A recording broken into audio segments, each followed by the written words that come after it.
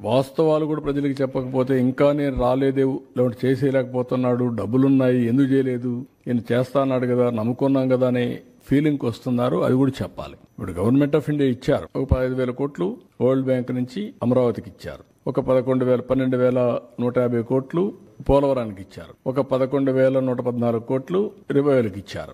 సరే, మిగిలిన కొన్ని మేము ఈ వర్క్స్ అన్ని మీద పెట్టడానికి కొంత శాఖ కింద కొంత ఫండ్స్ ఇచ్చారు. కానీ ఆ డబ్బులు నేను వెల్ఫేర్కి ఇవ్వలేకపోతున్నాను. కనీసం అక్కడ పెడితే రివైవ్ అయితే, డెవలప్మెంట్ అయితే నాకు ఆదాయం పెరుగుతుంది. ఆదాయం పెరిగితే ఇస్తాం. ఇంకొంచెం ఫ్లెక్సిబిలిటీ కోసం ఆలోచిస్తున్నాం. ఎక్కడ ఫ్లెక్సిబిలిటీ వస్తే అక్కడ అవసరమైతే బారో చేసినా సరే I want to give my commitments. తల్లికి వందనం కానీ, లేకపోతే రైతులకు ఇవ్వాల్సిన రైతు భరోసా కానీ I want to give it. ఏది రైతు అయినా అవస్థపడాలి, గవర్నమెంట్ అయినా అవస్థపడాలి. నాకు ఫ్లెక్సిబిలిటీ ఉంటే నేను అవస్థ తీసుకోవడానికి సిద్ధంగా ఉన్నా. I will give it. ఆ ప్రయత్నంలోనే అనునిత్యం ఉన్నాం. మా డిపార్ట్మెంట్కి అదే చెప్పాం. They are also doing same exercise.